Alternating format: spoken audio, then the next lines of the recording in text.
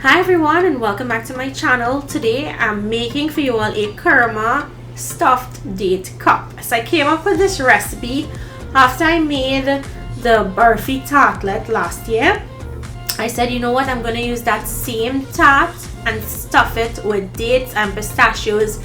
It's Eid and those are two popular ingredients used around this time. So I came up with this recipe slash invention. I hope you guys enjoy it. It was a hit in my household and it's really delicious.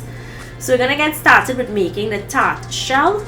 And to flour, 2 cups of all-purpose flour, I'm adding in 3 tablespoons of coconut milk, a quarter of a cup of powdered milk, quarter cup of coconut. I'm using the packed shredded coconut from the supermarket. You can use fresh, a quarter teaspoon of nutmeg, a quarter teaspoon of pumpkin spice, quarter teaspoon of cardamom, and half teaspoon of baking powder. Of course, you'll find all of the measurements listed in the description box down below. Give this a mix to incorporate those dry ingredients. And now I'm going to mix in 1 heaping tablespoon of ghee, or you can use butter. If you wanted this really rich, you can double the amount of ghee. So instead of 1 tablespoon, you can use 2. And once that has been mixed in, we're going to now add in sweetened condensed milk and evaporated milk.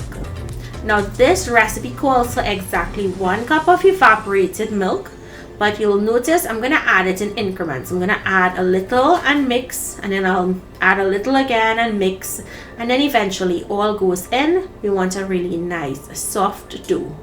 This is the dough just like you would make fat kurma or gulab jamun in Trinidad.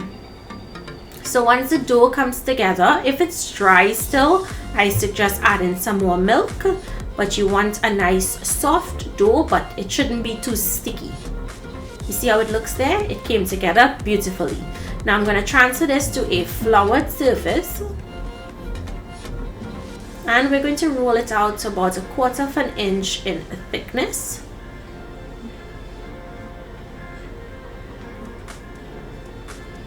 So press it out. And then using your rolling pin, go ahead and open that out to 1/4 of an inch.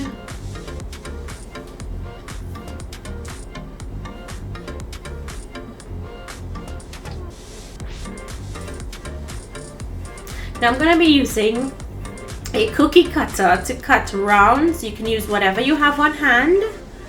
You want to cut little circles. These are going to go into a tart shell. You can also use a muffin pan, a mini muffin pan if you don't have tart shells.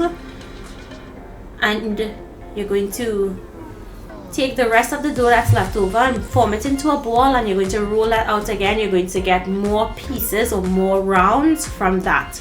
In all, I got 32 pieces with this recipe. So take 1 round, and to the tartlet pan, I'm going to press this in. It's not greased or anything. Trust me, it will release when it's baked. It's not going to stick in there. So once you press that in properly, you'll do that for all. Then you're going to take a fork and slightly poke the bottom of the shell. This is to help it to cook evenly, and it does not expand when cooking, and it does not sweat. Place them onto a baking tray, and then these go into the oven. They bake at 350 degrees Fahrenheit for 20 to 25 minutes until they're light golden brown.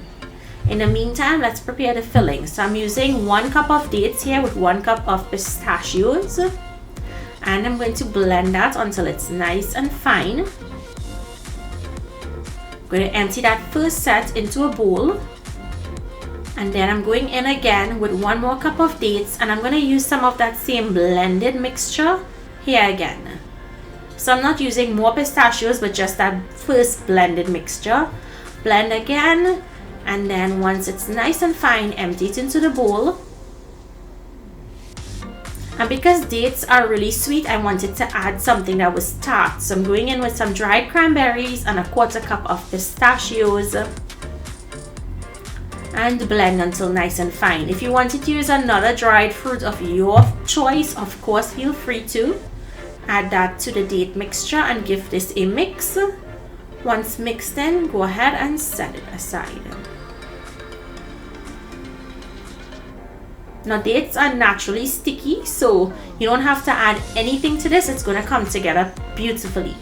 Once the tarts are done baking, you allow them to cool down before removing them from the tart pan, and then you're going to start filling the tart shells with that mixture. Press down and it will hold together.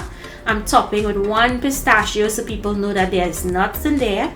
And once you're finished filled all, this step is totally optional. We're going to melt some white chocolate and drizzle it all over the top. You can add as much or as little as you want. This is not a very sweet dessert, but it's so filling. So I hope you guys enjoyed this recipe. I'm not sure if I'm going to be posting any more Eid recipes. I'm trying to do a wine recipe, an updated version. So if I do, I'll try to post that soon. Thank you guys so much. I hope you try this. Let me know what you think. And I love you guys for watching and always supporting what I do. Have a good one. I'll see you in my next video.